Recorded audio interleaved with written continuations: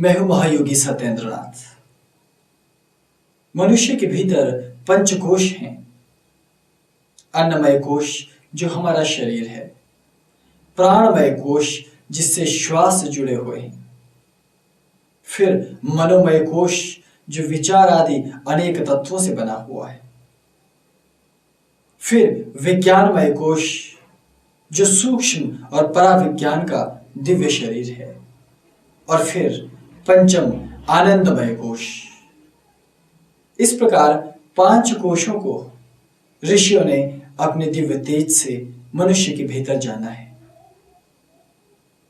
ये 5 कोश समस्त योगियों की सिद्धि के प्रमुख सोपान हैं, सीढ़ी के वो पायदान हैं जिन पर पहुंचकर योगी विविध प्रकार की साधनाओं को और अनुभूतियों को अनुभव करता है।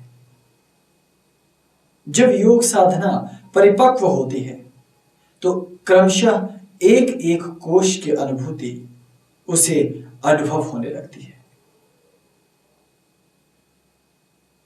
इन 5 कोशों के संबंध में शास्त्रीय अवधारणा और गुरुगम्य अवधारणा में भेद भी है,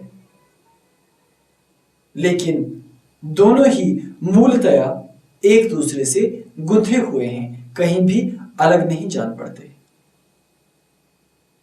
एक साधक को जो ध्यान योगी है, जो योग का अभ्यास करता है, कुंडलिनी पर ध्यान लगाता है अथवा किसी भी प्रकार की ध्यान की प्रक्रिया उसके मध्य में से गुजरता है, तो उसे कोश और उनके भीतर जाने की परंपराओं का ज्ञान होना चाहिए।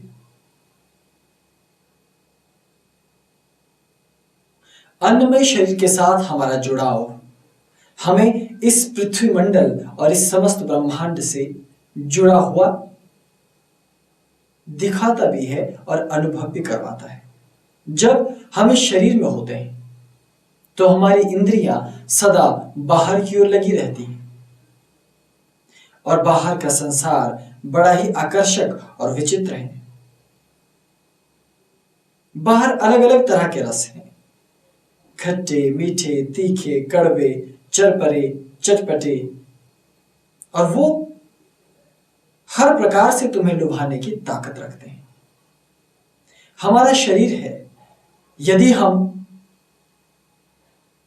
किसी मित्र से प्रेम करते हैं तो उसकी मित्रता हमें अपने साथ बांधे रखेगी, और यदि कोई मित्र आपका नहीं है, आपको कोई मित्र अपने प्रेम में नहीं बांध पाया, तो फिर शत्रु तैयार है। वो शत्रुता करेंगे आपसे और शत्रुता के माध्यम से आपको संसार में लगाए रखेंगे। उनका व्यर्थ का काम है, वो सब कुछ छोड़ छाड़ कर आपके बारे में सोचते हैं। उन्हें अपने जीवन की चिंता नहीं, उन्हें अपने समय की भी चिंता नहीं, वो तो केवल आपकी बात करना चाहते हैं, आपको हानि पहुंचाना चाहते हैं, और आप न चाहते हुए भी उनके झमेले में फंस जाओगे। कभी भूख लगेगी तो कभी गर्मी, कभी सर्दी, कभी सुख की अनुभूति तो कभी दुख की। ये सब अन्नमय से जुड़े हैं, और इसी कारण इस संपूर्ण सृष्टि से, संसार से हम जुड़े हुए अपने आप को अनुभव करते हैं। हम किसी देश के नागरिक हैं, किसी माता पिता की संतान हैं, किसी मित्र के मित्र हैं, और बहुत से लोगों के साथ विविध स्वरूपों में उनकी भावना और उनके भावों के अनुरूप हम रहते भी हैं। लेकिन शरीर, इसका ये जो प्रथम तल है, अन्नमय कोश, ये इतना अधिक मजबूत है कि इसे भेद पाना बहुत ही मुश्किल कार्य जान पड़ता है। तो हम भीतर प्राणमय के बाद मनोमय, फिर भीतर आनंदमय इत्यादि कोशों में कैसे जाएंगे? विज्ञानमय की भव्यता को कैसे अनुभव करेंगे? इसलिए एक साधक के सामने ये बहुत बड़ी चुनौती होती है कि वो भौतिक संसार से कैसे निपटे। हमारे पास 2 मार्ग हैं। एक तो हम ज्ञान मार्गी और योगी होते हुए भीतर की यात्रा करें। इसके लिए हमें समस्त शत्रुओं से दूर होना होगा, समस्त कलहों से दूर होना होगा। और प्राचीन समय में यही प्रक्रिया और यही प्रणाली सबसे अधिक प्रचलित थी। इसीलिए अक्सर योगी राजमहलों का परित्याग कर, सुखों का परित्याग कर या कुटिया का परित्याग कर हिमालय की दुर्लभ दुरूह कंदराओं में जाकर साधनारत रहते थे, जहां कोई न पहुंच सके, न कोई शत्रु न कोई मित्र। तब की और अब की परिस्थितियों में बड़ा अंतर आ गया है। आज तो हिमालय भी वैसे शांत न रहे। आज तो मनुष्य की पहुंच सर्वत्र हो गई है। ऐसे में आप क्या कर सकते हो? तो वो दूसरा मार्ग है, इसी संसार में रहकर अपने भीतर के कोशों में गति करना। अब दोनों के बीच में मौलिक अंतर क्या है? पहली प्रणाली में आप अन्नमय कोश से प्राणमय, फिर मनोमय, उसके बाद धीरे से भीतर भीतर विज्ञानमय की ओर सरकते जाते हो और अंततः अपने मूल स्वरूप आनंदमय की प्राप्ति करते हो। यह लंबी प्रणाली है, आनंद देने वाली भी है और इतनी गुप्त और इतनी आनंददायक है कि हम उसे शब्दों में बता नहीं समझ सकते और सामने वाला व्यक्ति उसे समझने की काबिलियत भी नहीं रखता। उसके लिए ये केवल परिहास है। वो इस तत्व को नहीं जान सकता। जैसे कोई दिव्य भोग हो जिसे मनुष्य कभी प्राप्त नहीं कर सकते, केवल देवता प्राप्त करते हैं, तो उस प्रसाद की मनुष्य केवल कल्पना कर सकता है। वैसे ही निपट संसारी व्यक्ति उस स्थिति को भांपने और आंकने की कोशिश कल्पनाओं के द्वारा करता है, विचार के द्वारा करता है, पर कर नहीं पाता। ऐसा रस, ऐसी स्थिति और ऐसा आनंद वहां है। और दूसरा मार्ग कि हम जब भौतिक संसार में हैं तो भी हम अन्नमय से धीरे धीरे आनंदमय तक की यात्रा को करते हैं। तो मौलिक अंतर क्या? अंतर केवल इतना कि हिमालय में आपका न मित्र है, न शत्रु, न किसी से प्रेम है, न किसी से राग द्वेष, केवल आप हो और आप ही हो। लेकिन याद रहे, कर्म तो वहां भी करना पड़ता है। अपने शरीर की सुरक्षा, अपने आप को वातावरण में ढालने का अभ्यास, अपने लिए जल इत्यादि की व्यवस्था, अपने आप को सुव्यवस्थित और स्वस्थ रखने का भी आपको बार बार प्रयास करना होता है। ठीक उसी तरह समाज में भी होता है। यहां न तो मित्र आपको आराम से रहने देंगे, न ही शत्रु आपको चैन से सांस लेने देंगे। तो ऐसे में आपको क्या करना चाहिए? आपको अन्नमय कोश से मुक्त होने के लिए दोनों में से कोई एक मार्ग चुन लेना चाहिए। आप संसार में अगर रहकर इस साधना को करते हैं तो शत्रु को मुंह तोड़ जवाब देना होगा।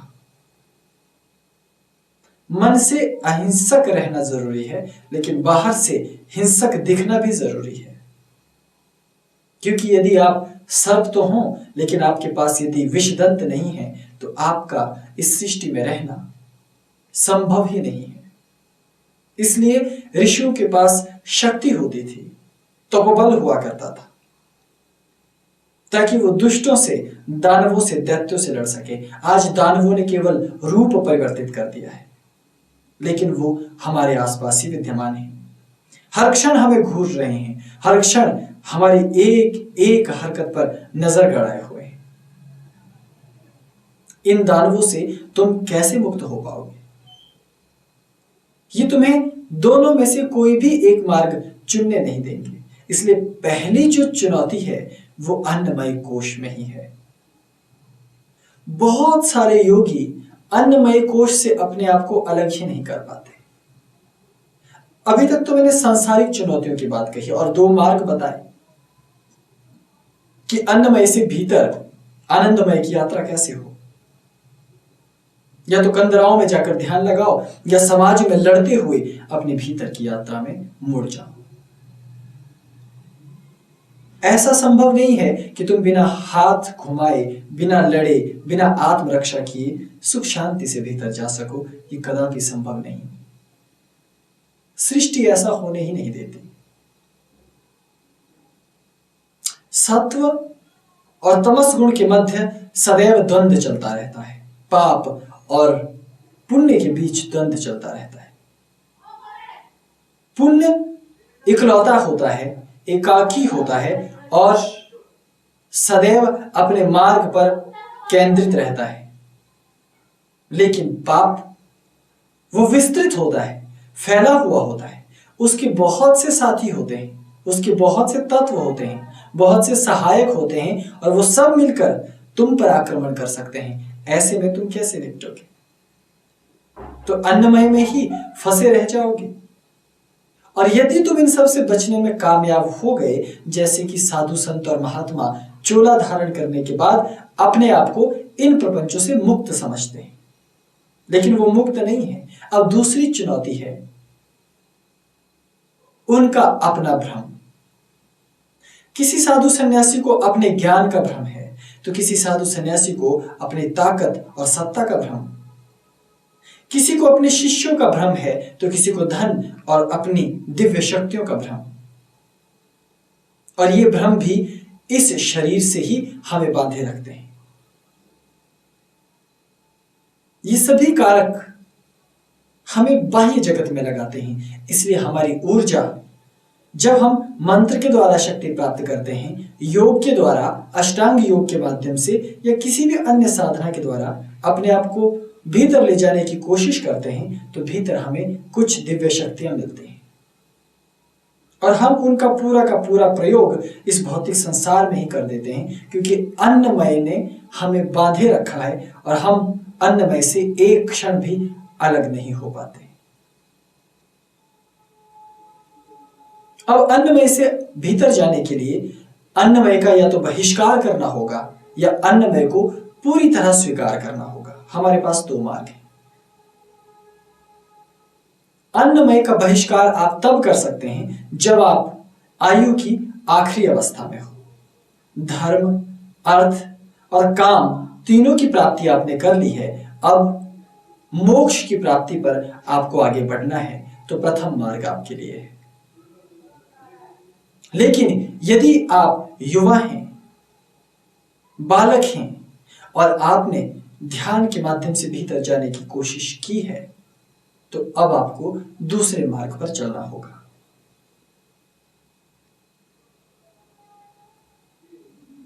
इसे बड़ी गहनता से समझना।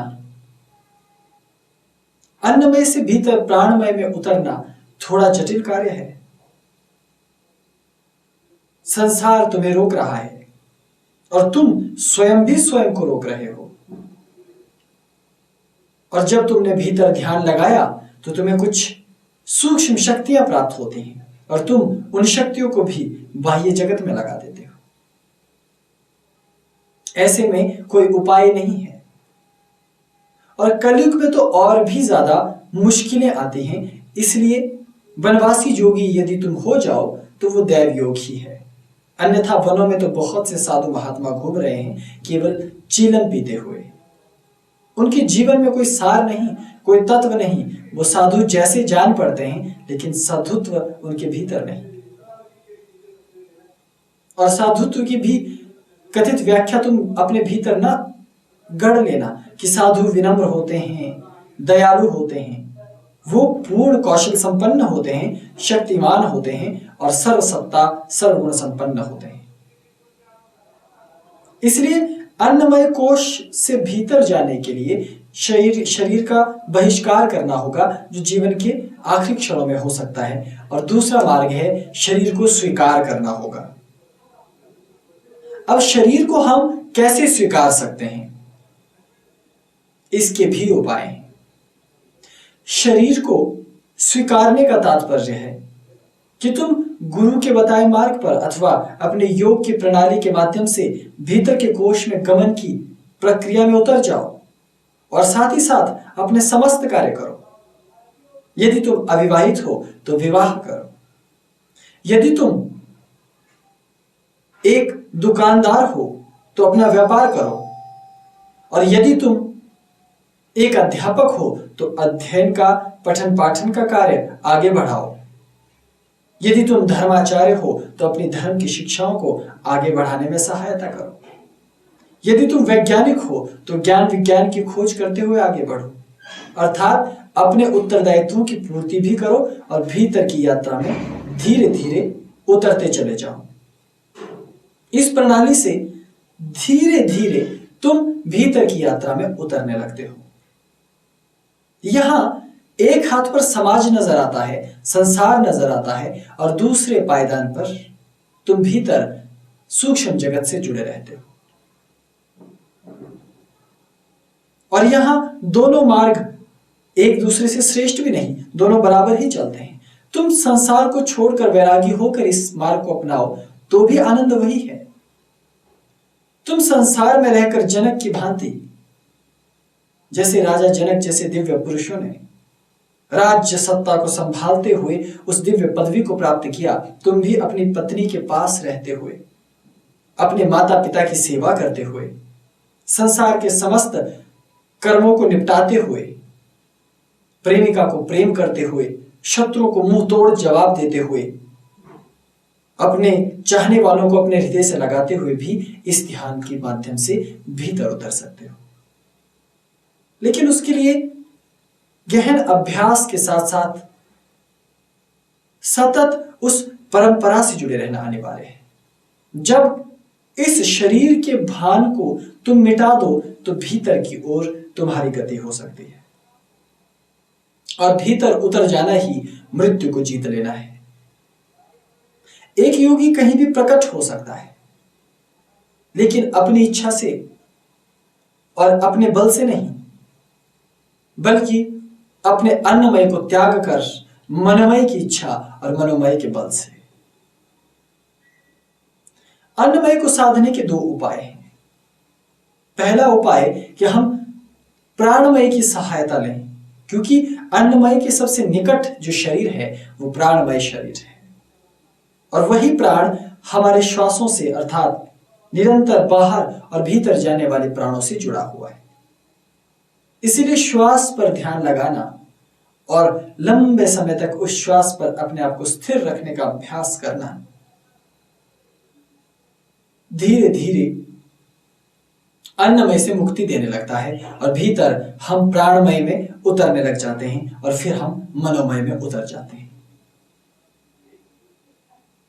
दूसरा है संकल्प, विचार। मनोमय जो तीसरा शरीर है वो वैचारिक शरीर है। जब तुम निरंतर सोचते रहते हो और अपने विचारों को एकत्रित करते हुए एक विचार पर आकर स्थिर हो जाते हो और फिर उसका भी विसर्जन करने लग जाते हो, तो सहजता से भीतर की ओर मुड़ जाते हो। तो अन्नमय से तुम अपने आप को अलग अनुभव करने लगते हो। लेकिन यहां एक समस्या और भी है कि जो बिल्कुल आम साधक है, जो बिल्कुल आम भक्त है, जो बिल्कुल नया योगी है, वो इस तत्व को कैसे समझेगा?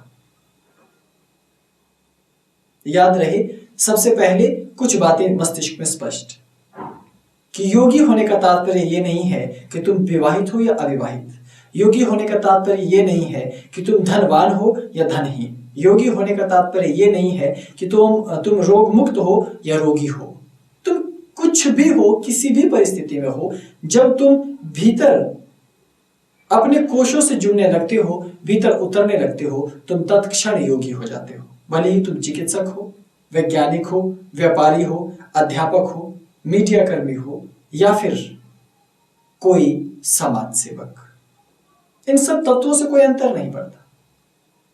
तो भीतर उतरने के लिए जब बिल्कुल नया व्यक्ति आ जाए, मानो तुम्हें अध्यात्म का कुछ भी ज्ञान ही नहीं है, तो इसकी शुरुआत कैसे की जाए? इसकी शुरुआत के दो ही तरीके हैं। एक तो प्राणायाम का अभ्यास करते हुए ध्यान में उतरने की कोशिश करना, और दूसरा है धारणा, योग में धारणा का अभ्यास करना। और इसकी सरलतम शुरुआत तुम सोने और जागने से कर सकते हो। जब रात को तुम्हें नींद आने लगे तो अपने मृत्यु की उस समय कोशिश करनी चाहिए, अर्थात मृत्यु का पूर्वाभ्यास करना चाहिए। हर रात की नींद मृत्यु का अभ्यास करने के लिए सबसे अच्छा समय होता है। निद्रा के समय ये याद रखने की कोशिश करो कि तुम अस्तित्व विहीन हो गए हो, तुम चेतना विहीन हो गए हो, तुम मृत हो चुके हो, और अब तुम्हें कैसी अनुभूति होगी। आरंभ में जब तुम्हें निद्रा में इस प्रकार की चेतना होगी तो तत्क्षण नींद टूट जाएगी, लेकिन धीरे धीरे अर्धनिद्रित वो अवस्था आती है जब तुम्हारे विचार और निद्रा एक साथ चलने लगती है। तब तुम निद्रा में अपने आप को मृत जैसा अनुभव करते हो। तब तुम्हारे मन में वो सारी कल्पनाएं साकार होने लगती है जो मृत्यु के बाद होने की संभावनाएं हैं।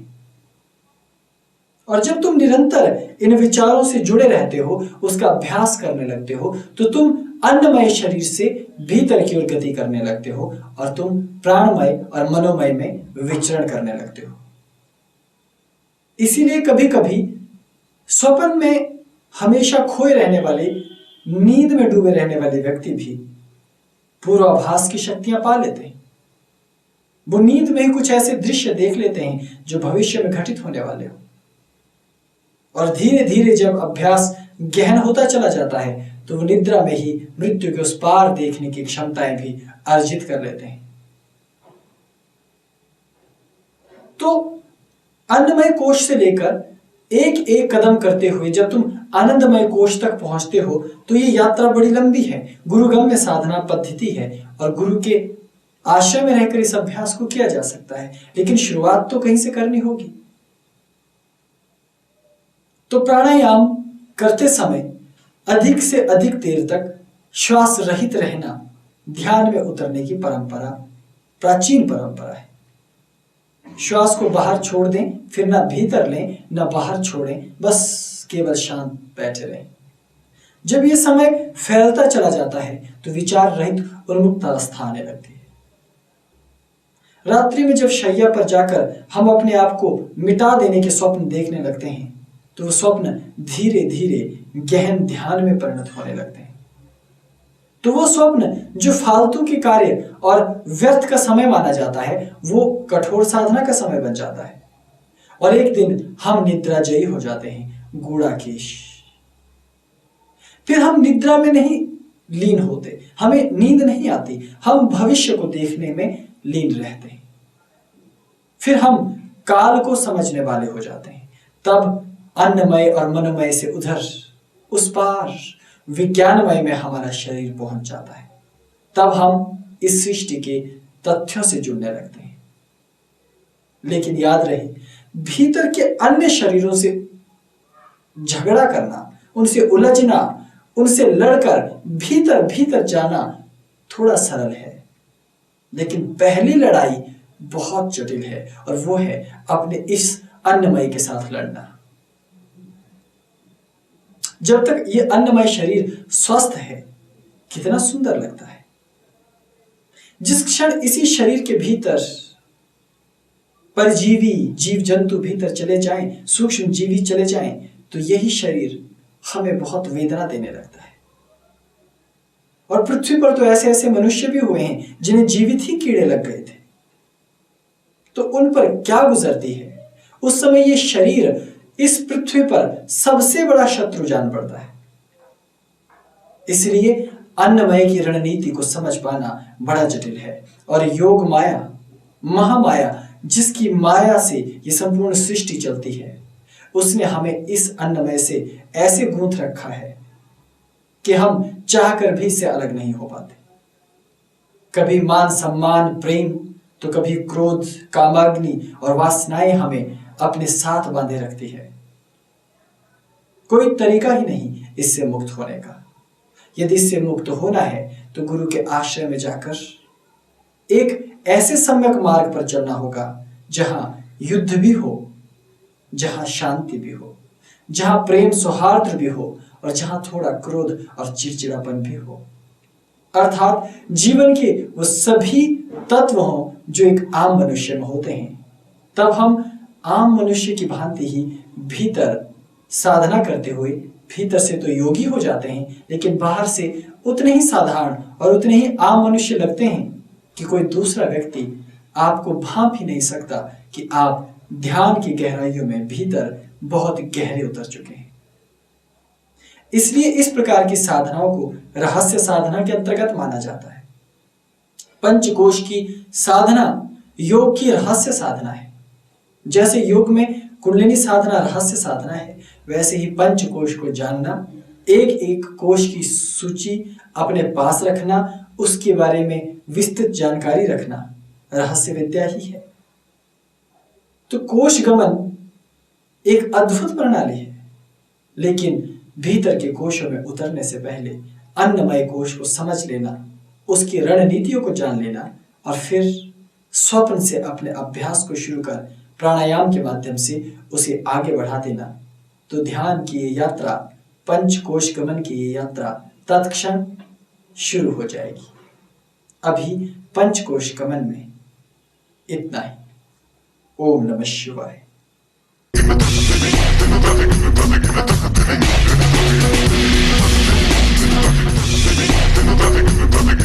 Hey!